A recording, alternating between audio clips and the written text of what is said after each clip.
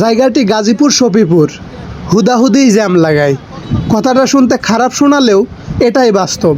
দেখুন না, প্রথমত রাস্তার বাম পাশে ফুটপাত দখল করে নিয়েছে এই সব দোকানদার পার্টি।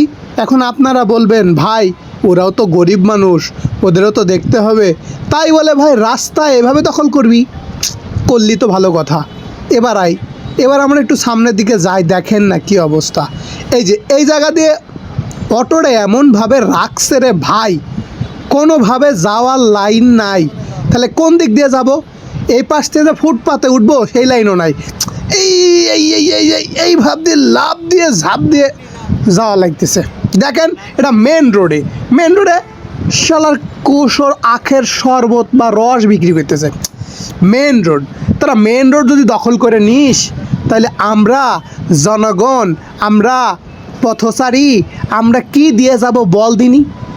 বলো বিষয়টা তোমরা আমাকে একটু বলো। এই হচ্ছে গাজীপুর সফিপুরের অবস্থা। একবার খালি চোখে তাকান, বাস দেখতে পাচ্ছেন? এই যে বাসের পাশ দিয়ে যাওয়ার মুশকিল। মানে বাস এমনভাবে দাঁড়াচ্ছে, আসেন আসেন আসেন আসেন। আরে ভাই এটা দাঁড়ানোর জায়গা, এটা তো দাঁড়ানোর জায়গা না, আসেন আসেন করা শুরু করে দিছে। আর এই যে মেন রোড, কই ফুটপাত? মেন রোড দখল কইরা এই ফুটপাতের লোকেরা তো যাইতে দিবেই না। এরা ব্যবসা এমনভাবে করবে, এরা কোটিপতি হয়ে সারবে। ফল বিক্রেতা আসলে এখানে বললে আবার আপনারা ভাবতে পারেন যে আপনি মনে হয় ফুটপাতে ব্যবসা করা পছন্দ করেন না। রে ভাই না, আমি একবারও বলিনি, কিন্তু তাই বলে মানুষকে যাওয়া আসা করার মতো ব্যবস্থাও কি তোমরা করে দিবা না? এটা কোনো কথা? লাস্টে এই যে কি করবে বেচারি মানে দাঁড়ায় আছে, কিছু করার নাই, তার হাত পা বাঁধা, এই জন্য দাঁড়ায় আছে।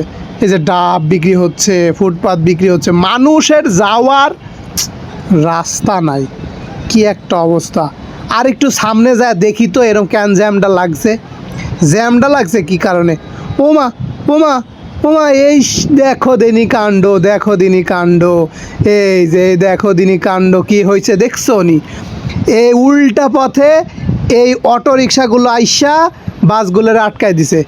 আমি নড়ুম না। দেখছেন কতগুলো উল্টা পথে আসছে? অটো রিক্সাদের পাওয়ার কত এবার দেখেন। উল্টা দিকে আইসা অটো রিক্সাগুলো পুরা পাওয়ারে, ওমা কতগুলো অটো রিক্সা উল্টা পথে আসছে। এই যে যদি এই অবস্থা হয়, তাহলে কি করে এর সমাধান করা যাবে বলো দিনি? একটা বিশাল জ্যাম লাগাই দিছে অটো রিক্সাওয়ালারা।